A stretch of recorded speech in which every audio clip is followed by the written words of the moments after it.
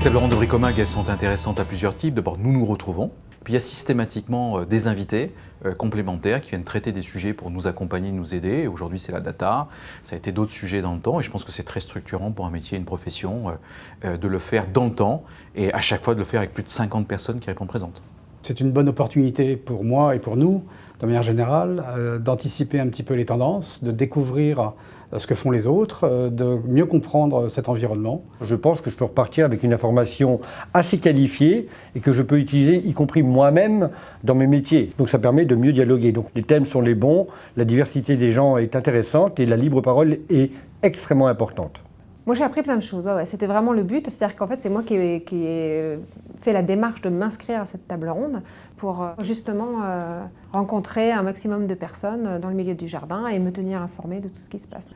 Cette table ronde qui maintenant s'est institutionnalisée a un véritable intérêt à la fois pour les professionnels, mais je pense pour les observateurs. Parce qu'en fait, on parle marché, on parle d'évolution, on parle produit, là on a pas mal parlé produit, on parle tendance et on parle prospective, perspective. Le fait de venir, ça permet de corroborer certaines idées, des intuitions ou simplement de réels plans opérationnels. Il s'agit vraiment d'orientation et d'agilité d'entreprise et je trouve ça passionnant.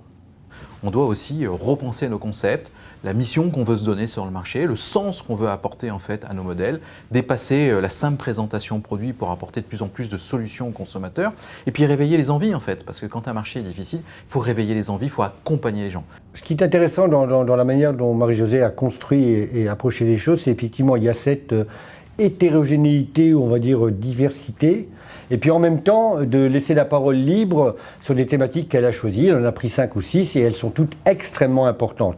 On a parlé biocontrôle, on a parlé produits utilisables en agriculture biologique, mais on a aussi parlé des impasses techniques qui vont avoir lieu en début d'année prochaine, au 1er janvier 2019, compte tenu de l'impact de la réglementation. Les deux sujets de la journée qui m'ont vraiment intéressée, c'est notamment le Figital, donc qui permet d'intégrer dans le parcours du consommateur à la fois le parcours traditionnel mais aussi le parcours qui intègre le digital et aussi la partie sur les innovations. Les nouveaux arrivants sont vite pris par le jeu des anciens où nous avons pris pour habitude de dire ce que nous pensons de nos métiers, du marché, de la manière dont les uns et les autres nous l'exerçons. Moi j'aime beaucoup le fait que ça se passe en fait comme ça avec quelqu'un comme Marie-Josée qui anime en fait le débat et qui l'anime de manière très naturelle en posant des questions très directes, très opérationnelles. On est un peu moins dans la représentation. C'était un bon moyen pour moi déjà de faire travailler le réseau. D'ailleurs je repars avec pas mal de cartes de visite, ce qui est très bien. Et en même temps de me tenir au courant de ce qui se passe sur le marché.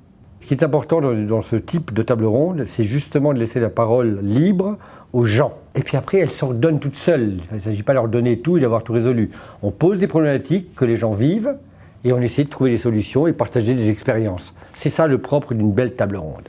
On constate toujours le même phénomène un peu magique, c'est le besoin de dialogue entre les fabricants et les distributeurs. Tous les ans, on essaye d'aborder des thèmes différents. Donc cette année, on a essayé d'insister sur les produits, sur les tendances de marché, et puis on a consacré un large volet à l'innovation.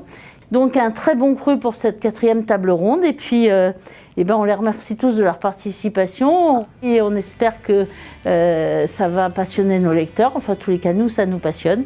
Et on vous dit à l'année prochaine.